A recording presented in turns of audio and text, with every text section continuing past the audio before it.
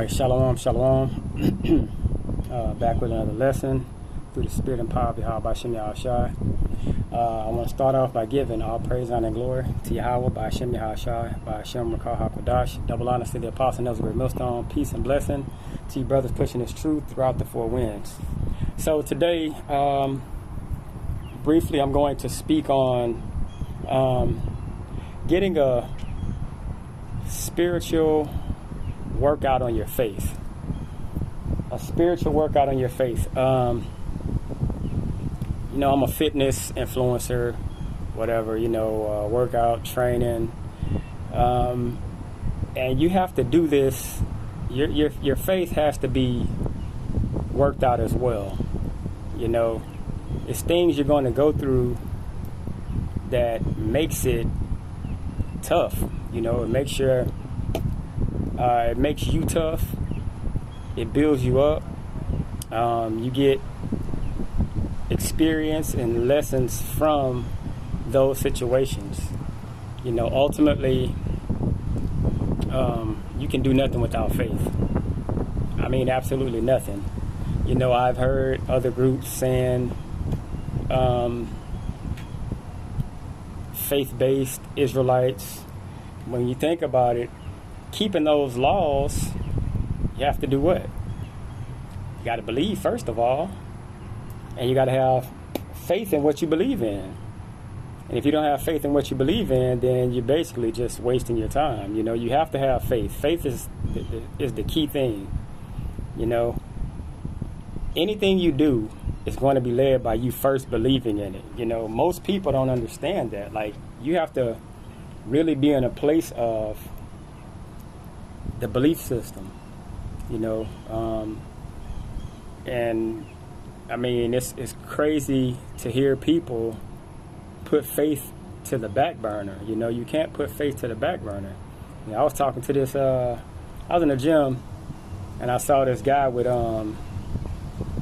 fringes on his t-shirt, so I didn't think much of it. So I went, asked him who he followed, just making small talk. He said IUIC. I'm like, okay. And right before anything, he started jumping into fringes and following the laws, And I'm just like looking at him like, bro, I've been down this road a lot of times with IUIC. I've seen them in numerous gyms and had conversations with them. So you learn when someone's stuck in their ways, it's nothing you're going to do to change them by telling them. Like, I brought him to some scriptures and told him how fringes and the garments are, that's spiritual. It's got the physical side of it, but it's really spiritual. But that was neither here nor there, because you understand that that's their belief system and you're not going to change how they think.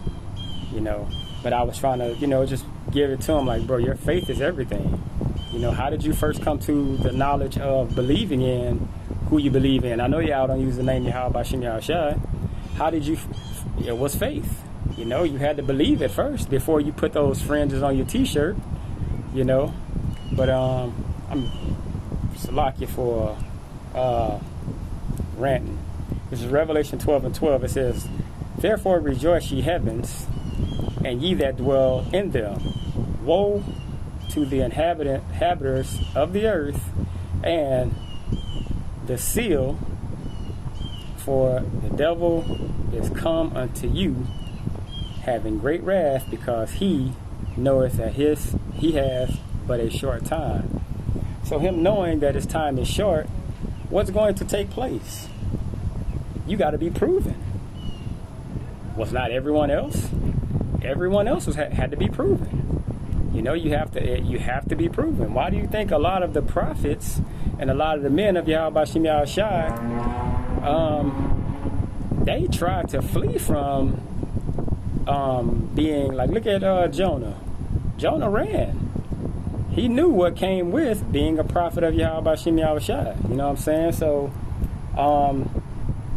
you have to be in a place of knowing you're going to be tested. Knowing some of those tests, as your faith increase, some of those tests are going to be very, very hard, you know, and it's going to push you to your limit, you know. But knowing that the Lord walks with you in this walk of faith, what happens is you increase your strength, you increase your faith. You know, everything builds up to a level to where you start off thin, and then faith increase, then it gets a little tougher, and that's why it tells you he'll never put on you more than you can bear. So even when he put what he's putting on you, he's always going to make a way to where it's a way out.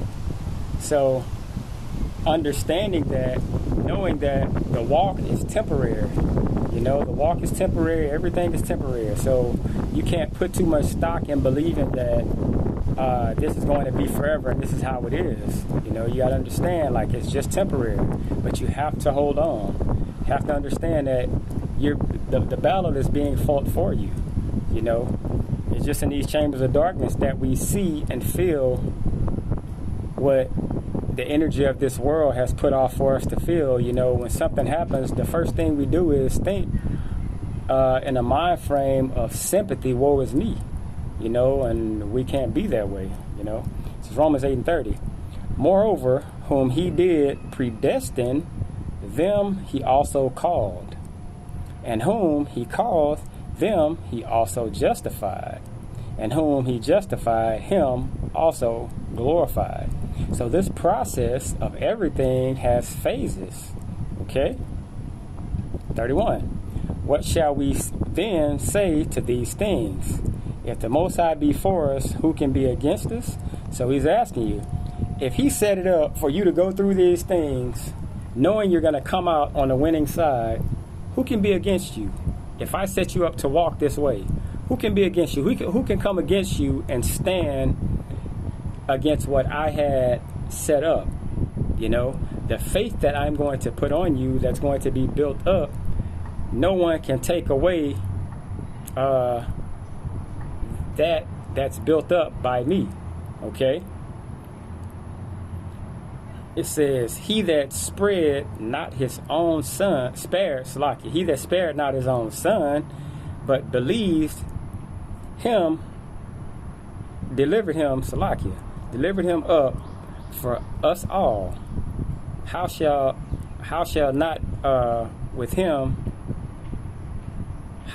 he not with him also freely give us all things? So it was a price paid. So that price that was paid was he gave Yahawashi. Okay? Who shall lay anything to the charge of the Most High's elect? It is the Most High that justifieth. So when you go through these things, permission has already been given for you to be tried. You know, you're going to be tried. You know, the Most High, he's going to determine the severity of how far you can be tried. Okay?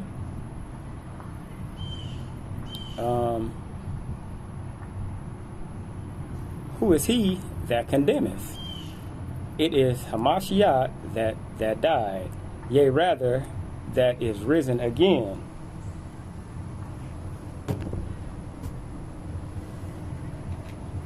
It says, who is even at the right hand of the Most High, who also maketh intercessions for us.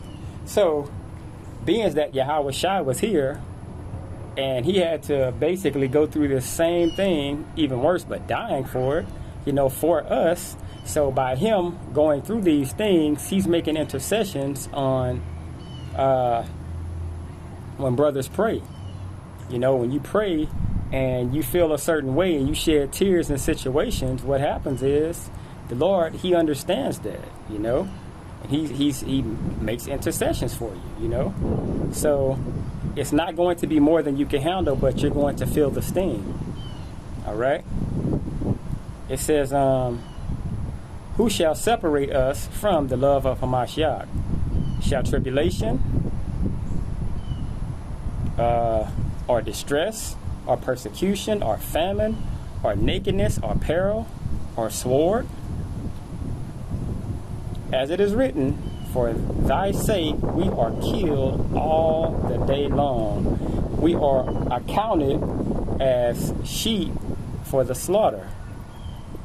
So all day long, everything you go through, just think about being in this place, knowing who you truly are, and by you knowing who you truly are, knowing the rank that you're supposed to be in, knowing that everybody's supposed to be bowing to the men of Yahweh B'Shem Yahushua, knowing your true position as a chosen man and as a chosen bloodline, but seeing the pride of these people, seeing how uppity they are and how arrogant they are, when they look down upon you, but you truly knowing who you are, that right there in itself, to where you're like, man, if these people just knew who they actually were, or better yet, who we actually are, they would get it, but they won't, So when you see that, it's vexing to your spirit, because you understand it frustrates you. Like, you really get frustrated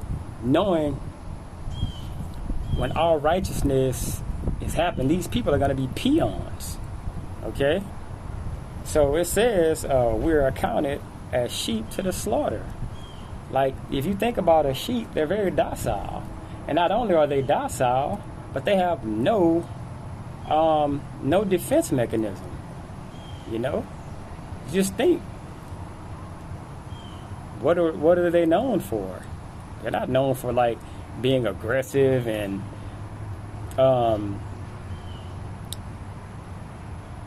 running animals in the jungle or wherever they are. You know what I'm saying? That's not what they're known for. Okay, so but notice it tells you that that's the Lord's favorite animal. But let me see, 37, it says, nay, in all these things we are more than conquerors through him that loved us. So through all these things we go through, we're going to have faith in him. We're going to trust in him no matter what. We're more than conquerors because we're letting and allowing our faith to put everything about us and trusting in him. And by us trusting in him, what happens is he fights for us, You can't get carnal and fight this battle when he's basically telling you, I'm going to fight it for you. That's faith, Picking up arms and trying to fight against Esau is not going to get you anywhere. Okay? It says, for I am persuaded that neither death, nor life, nor angels, nor principalities, nor powers, nor things present, nor things to come, nor height, nor depth, nor any other creature shall be able to separate us from the love of the Most High, which is in Hamashiach, Yahushai, our Lord. So nothing is going to separate us from serving Yahweh Shem Yahushai. Nothing. Okay? And not just nothing, but the thing is, faith brings us to this place. Okay? Jumping into following the laws ain't bringing us to this place. Faith did. Believing and understanding who we are and knowing who we are.